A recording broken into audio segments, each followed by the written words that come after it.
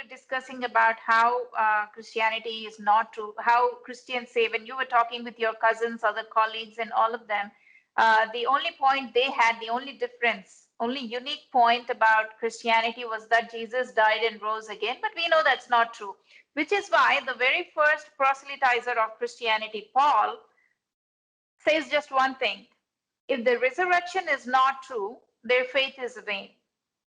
Is in You vain. see, What we have to do as intellectual warriors is disprove resurrection. absolutely. Even that is, I would say that Swami Vivekananda had made a very good it said very correctly that Hinduism is based on ideas, not personality, and the Abrahamic religions are based on personalities. That is, if you take the personality out, then the religion collapses. Like for example, I was very stunned. I was very stunned when I was in my MBBS, very young, very young. At that time, I was learning, and one lecture of Swami Vivekananda had a very profound impact on me. It was a message of the Gita, in which he speculates that Krishna could be a mythical person. That is, he's not a historical person. Okay, and he says that it is a combination of three different historical person. The childhood is one person, the adulthood is one, and he was giving, I forgot all the details, it's there in the message of the Gita, and he was giving his reasons why he thought so. I mean, let's not go into the merit of that. I don't know whether Swami Vivekananda's theory is correct or not, but I was stunned that he is a Hindu monk, and he's famous as a Hindu monk, and he's basically telling the world that a very famous Hindu deity is a historical myth. Okay, and it to me showed the intellectual confidence and the sense of freedom that Swami Vivekananda had, and that's what he meant. That even if you say that, but personality X is not there, or personality X is the idea is not affected because it's not resting on personalities. Correct. So I would say that the Hinduism or the Indian philosophy rests on ideas. And how did these ideas come about? As Conrad has correctly pointed out, and as people in the modern India are not understanding it properly, is that it came through a culture of free debate and for a and atheism. Even atheism was a hip idea in Indian history. Yeah, I was saying that the beauty of Indian philosophy is, the Hindu philosophy is, uh, if we take for example the Gita, the Krishna Tattva. It's the Krishna Tattva. So the Krishna Tattva will stand even without the central figure called Krishna. Absolutely, The absolutely, Tattva will stand. absolutely. Even And not the Buddha. same for the Christian. Christians cannot say that. Christians cannot say that our Bible and its message will stand even if Jesus and his resurrection were not true. Yeah. They just cannot You, make that eh, claim. as a matter of fact, on intellectual grounds, on philosophical grounds, Christianity is very shaky. It's on very shaky grounds. Okay. So what happens is that they have been in the West, because they have been thoroughly critiqued. Christianity has been thoroughly critiqued.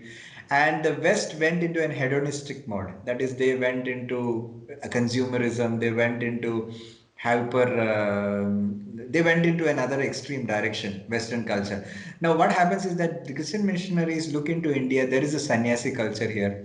There is a, see, for example, the Roman Catholic Church gets nuns and priests the maximum from India. The reason is because the idea of renouncing your for religion or for God is something commonplace in Indian culture. So they found that there is an affinity for in Christianity from the Christian certain Moors in India. They don't realize this affinity is because it's the other way. Christianity came from India, so that is why Indians behave a lot like the traditional or the Orthodox Christians, and that makes like, oh my God, West has gone in the hedonistic consumerist world, and look, Indians are still religious. It's just that they're wrong religion. Okay. Right. It's just that they're in the wrong religion. Let's convert them to Christianity. Then wow, every problem is solved. I mean, they don't realize that okay, here you are confronting a spiritual tradition which is deeper, more profound, and so you will burn your fingers eventually. They don't realize that, but they are coming here. And now we are the job of the Indian philosophical or India is to give an appropriate argument. So I will get back to that incident Yes. when I was in 17 years of age and that woman come. Why did the woman come and appreciate me? Because it's the Indian in her. You see, she was a Christian missionary, and she was attracted to the Christ teaching, but she was attracted to the Christ teaching for its moral values, for its moral things. When I said that Indian philosophy is only that, she was attracted to that. So basically, she totally removed all her religious conditioning, and she was able to tell me, Robin, you have to go in this path for the rest of your life. You see, that was coming from a Christian missionary person who came to my house and tried To to convert you.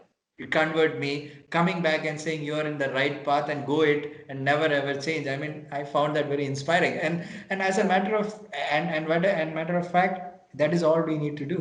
And that is my more light, less heat, and like what happens Good. in Facebook and Twitter. Okay. Heat is Okay. what is happening I everywhere. know. I know. Totally. Yeah. Yeah. Yeah. But yeah, as you said, Western people have debunked and they're at it continuously. And they have critiqued Christianity a lot, rebutted, responded, to which apologists do not have appropriate, logically verifiable, and valid reasoning or response. So Christianity is definitely on the decline. And I remember a conversation I had back when I was in the seminary with another a classmate of mine, female, who eventually went on to become the wife of a pastor of a mega church in the South Christian belt of America. So I was telling her that the rate at which Christianity is progressing, maybe another 100 years. That was my thesis. I mean, 100 was just a round figure. I didn't want to be very explicit about it because I didn't want to hurt her sentiments. And that was also the time I did not come out with my own stance. So I was already ex-Christian. I already quit Christianity. But since I was in the seminary and I didn't really intend to come out like this, at that point in time, this was not part of my plan. So I was being very careful. I was being very choosy with my words. But I had to put it to her in a way that the way it is being practiced today, the way the missionaries are taking it, trying to convert the vulnerable masses and all that. And also Teresa, we were talking about the Teresa of Calcutta. So I was telling her those instances, and I said, if Christianity will continue to be practiced like this, so it's a short-lived effort. So then that was my thesis. So it's happening. It's Yeah. happening. I didn't know that it'll happen so soon, so fast, but it's happening. It's all because of the discourses. It's all because of the healthy arguments, not the kind of Christian arguments that we have here in India, but the actual debate Debates. that the Yes. Westerners have. And that's why they progressed, and the enlightenment came. See, you look at the European enlightenment. The European enlightenment came when they critiqued Christianity and the Christian documents, Absolutely. doctrines. So and also ironically enough, which is very underappreciated in India, is that when the Europeans started critiquing Christianity, they started studying Indian philosophy. There are a lot of European philosophers who started studying Indian philosophy, and they are the one who actually brought out, and even this was acknowledged by Swami Vivekananda. It was the European scholars who made Indian philosophy accessible to the world and to Indians. Because it was actually in some lot of hard to understand Sanskrit shloks, and what they did, the Europeans did, was that they translated it into European languages and started talking about it. When they started talking about it, Indians started talking about it. So in a way, the revival of Indian philosophy or Hinduism, actually some amount of credit goes to European scholars, something underappreciated in India, because the debate in Europe actually triggered an interest in India, and that was how this Aryan invasion theory came. They were so shocked to see that Indian philosophers were not backward, and then they tried to come up with this idea that the Europeans brought the Civilization too. civilization to there's a lot of crazy I history know. over that, so we I can't go know. into that. So that but anyway, the positive side of it was that Europeans revived Indian traditions a lot. I mean, because of their translations, because of their discussions, they helped revive Indian traditions. And one of the reasons why there is a near hysterical opposition to Hindu revivalism in India is because at some level people sense that a giant is awakening, and what is happening is that they are so petrified, and that is why they try to make fun of Hindu traditions, they try to make fun of it, because at the heart of their hearts they feel that, okay, this could be a challenging idea, even a challenge to Western consumerist hegemony, in the sense that Westerners also, who are atheists or who are secular or who are not religious, even though a lot of them appreciate Indian ideas, but there is there is a sense that there is an alternative that is coming up, and an alternative view, an alternative world, and that is why the reaction is so. And like, for example, I've always argued that the reaction against Modi, I'm not talking politics here, I'm just saying that the reaction against Modi is not so much about the fact that people don't like Modi. It's more about the fact that he's a proud Hindu, which is irritating a lot of people. Hmm. Eh? He's a giant who is awakening the other giants. Yeah, As a he is. whole, the giant called India. The idea that a prime minister can put his Hinduism on his sleeves is basically very shocking, and that's you But can have not if. the Indians are not used to that. At least the leftists, the left, the whole group of left, they're not used to this kind of the leader of India wearing his Hinduism with pride on his sleeve. They're not Absolutely. used to that They're concept. they're they're used to iftar parties, but Uh-huh.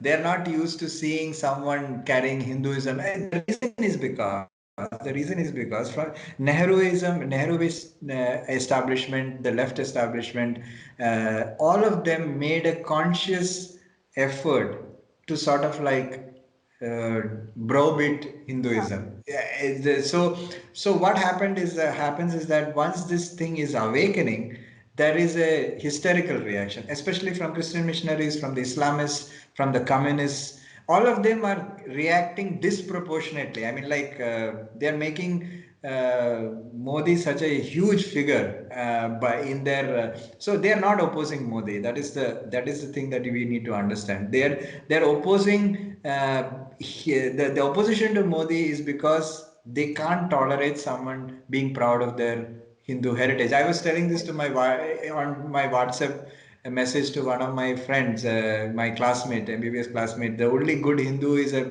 Hindu who is ashamed of his or her Hindu heritage. That's the only good Hindu.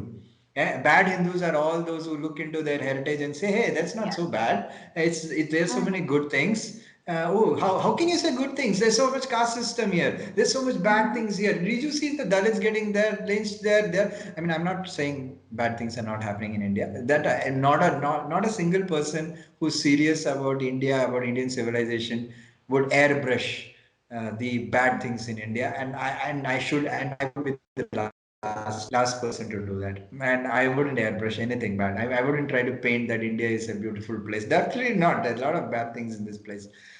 Our responsibility is to make it a beautiful place. That's what Swami Vivekananda was saying. That let's not harp about the past. Let's talk But about the that's just future. not unique to India, right?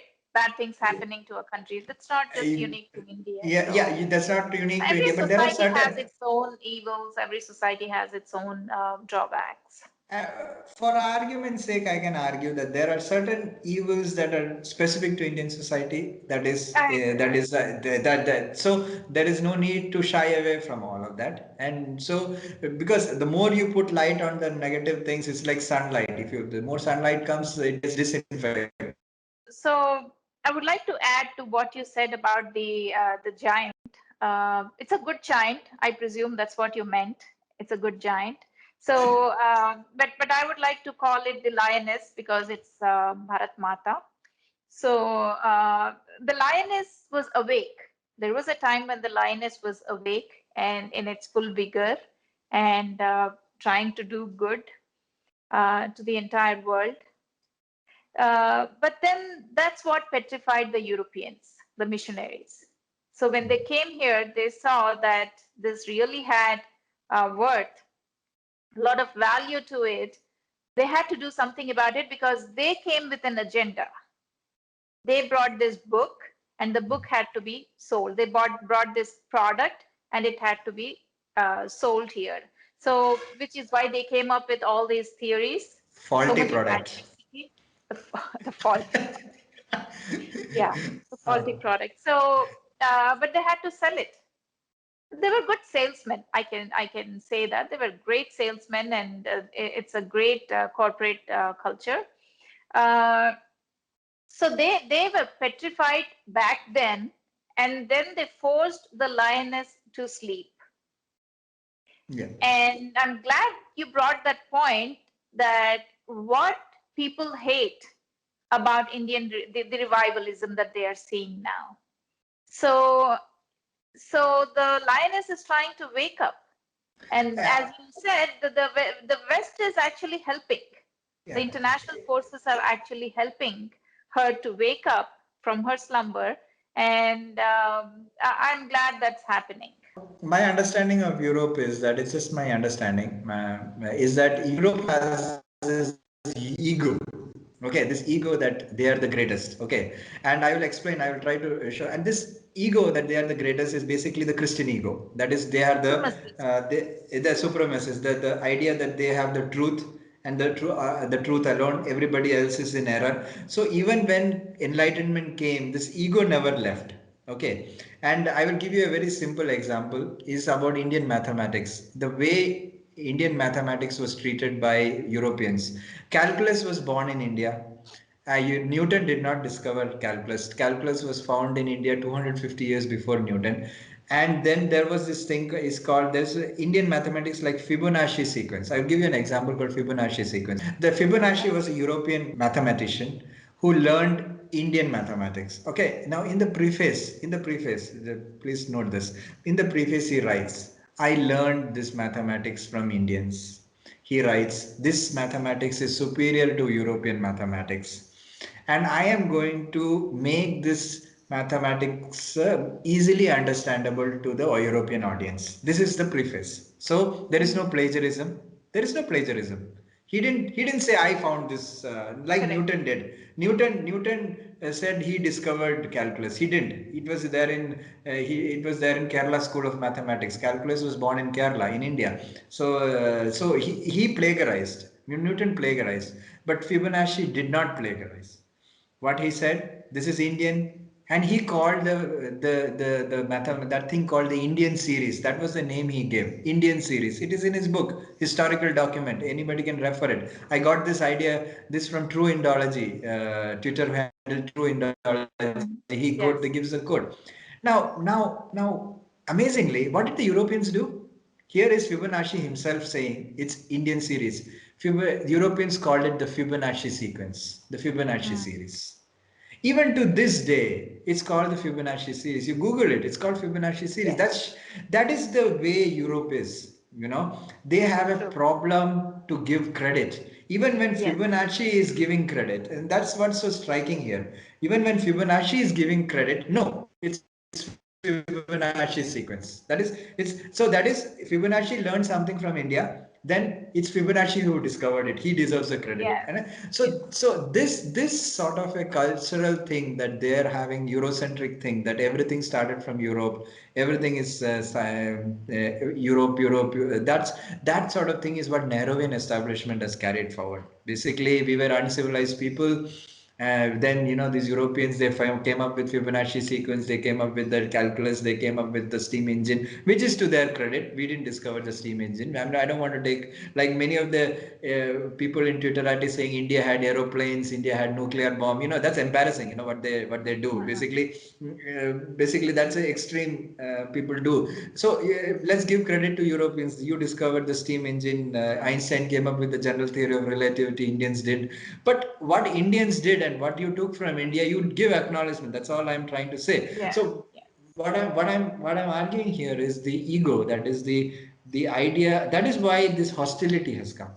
Mm. See, because this hostility is not the fault of India. It's not the fault of. It's not like that. Swami Vivekananda asked this question: what have Hindus done to you that you spread so much disinformation about India? He was talking to the Christian missionaries in Europe. He was saying that European Christian missionaries used to say that the Jagannath festival in Orissa, people, Hindus would take babies and throw them in front of the chariot as sacrifice. This was the stories that Christian missionaries were spreading in Europe. And Swami Vivekananda was responding to that. What have Hindus done? That is his statement. What have Hindus done to you? I mean, what have we done to you for you to say all these bad things? Misinformation Mess stuff. of information. So the point is, Hindus have not, the Indians have not done anything wrong to the Europeans. It's just their ego is getting hurt, that they are Correct. not the greatest. Correct. Their ego is getting hurt, and the communists, they feel that they are getting a alternative to their ideologies coming forward. So their ego is also getting it. The Islamists, their ego is getting it. Kufr, kafirs are organizing and becoming better. Everybody's ego is getting hurt. That's their problem. That's not the Yes. problem. That's not our problem. Okay. So True. there is, I and their ego is getting hurt, and they're guilt tripping us. Mm-hmm. Okay, they're guilt tripping us, and they're telling us we are fascists, we are evil because we are going to do a lot of bad things to minorities. We are going to do a Yes. lot of evil things to everybody. All evil is going to start from India. All this, it is your ego getting hurt, and you're projecting that, and you're trying to find monsters where they don't exist. Perfectly reasonably humble, nice people, they will call fascists. Okay, Correct. which is annoying to the which is quite disgusting, basically, and that is what I is agree. happening. Yeah. And it needs to be called out. I understand why they're doing this, but I would say it's just their ego is getting hurt. There was a force in the West which was antithetical to India, and also there was a group of philosophers who were pro, or they were studying Indian philosophy, like Spinoza. Spinoza was a philosopher who basically, when Einstein was asked, "What is? Do you believe in God?" He said, "I believe in the God of Spinoza." So he was basically an admirer of Indian philosophy. Okay, so he was a European. So there are certain tracks of European thought that was gravitated towards India, and there was definitely the influence, hostility from the West. So it's the same thing happening now, that there are a lot of voices that are helping the revival of the Indian civilization, and there are sort of lot of forces which have, just like the Fibonacci sequence was suppressed. There are a lot of forces in the Europe which don't like this. No, they don't like the idea that when India sent the rocket to the moon or the Mars, there was this cartoon in New York Times with a person with a cow coming and knocking onto the door. Elite, that is India with a cow means that India should be with the cow. And what are you guys doing in Mars? There is that ego Correct. there, that Mm-hmm. that uh, Yeah. that is there in the West. That's why it came in the New York Times. That cartoon. I always see that cartoon on now and on, because it helps you understand the Western way of looking at things. And it's easy to guilt trip Indians, because it's easy to Correct. guilt trip Indians because Indians are full of inferiority complex. Okay.